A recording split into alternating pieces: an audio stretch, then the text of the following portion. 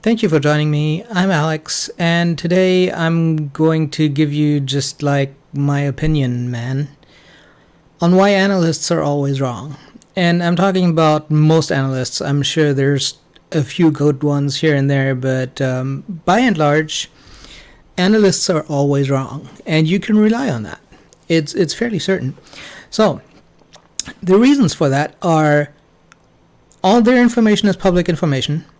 They don't have any information that you don't have. So they're making assumptions based on the same information that you get that you could make your assumptions on. So obviously, if you just did your own research, you would probably come to different conclusions. But the reasons for that are they change their predictions without new information coming out. So Tesla is always my go-to example for why all of these analysts are always completely wrong and none of them have any clue on what they're talking about. But on many days over the past few months where there was no information coming from Tesla or Ford or Rivian or GM or BMW, there was no information coming out, there was no headlines, there was no announcements, there was nothing coming out. But because the price of Tesla had fallen, they adjusted their price target. So that means they really didn't do their research, I guess. Like, if there's no new information and you change your price target, does that mean your original price target was wrong? Or does that mean your new price target is wrong? Did you actually analyze the company, or did you just analyze where the price is today? Because if you analyze where the price is today, you're completely useless. I could just read the paper. Anyway, so there's obviously personal bias in play, and a lot of that comes down to what has happened over the past few years. But you can consistently see that in a lot of analysts where they just don't think that electric cars are here to stay or here to make a difference or here to completely disrupt the auto industry. They just think that they're kind of a fad and they're kind of for like tree huggers that want a green vehicle, So there's a lot of personal bias going on either side, obviously. And a lot of them go with what they know and they analyze things from their point of view. So then you have company bias.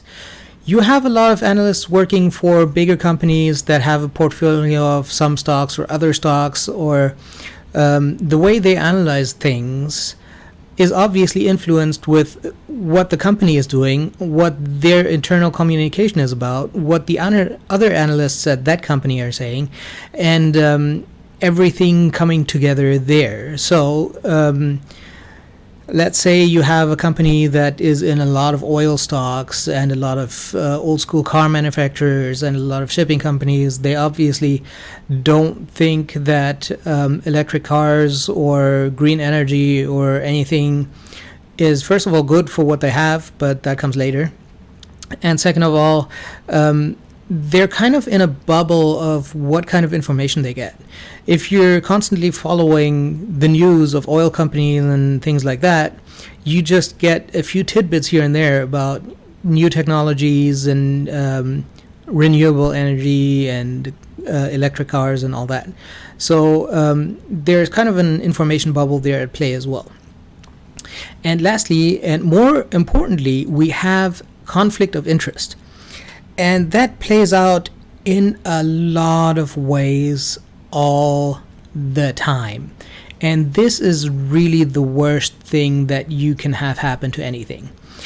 So all of these analysts come from investment companies that obviously have a large stake in whatever happens to the stock. So a lot of that CNBC gets people on their show to talk about Tesla stock who are short on Tesla and who would stand to gain or lose millions of dollars over the short term about what happens to Tesla stock. And are they going to say something if they were really impressed with how Tesla was performing? No. They're going to say there is no demand, even though demand is record high. No one wants these cars, even though they have more orders than they can produce, and all of that plays into where they want the stock to go rather than where they think the stock is going. Where they think the stock is going had an influence in what they invested in, but now they want to get the stock there. So you need to always be very careful in who you trust, what information you're getting, what analysts you're listening to. And I would strongly urge you, regardless of what you invest in, listen to both sides. You have pretty much always, you have people that are extremely long on a stock and you have people that are extremely short on a stock. And it pays to listen to what they're saying on both sides, listen to their reasoning, listen to their arguments, and get to your own conclusion. Don't just trust an analyst that says that Tesla stock is going to be at $10. Because, first of all, that's obviously not going to happen. There's just no way that would ever play out like that.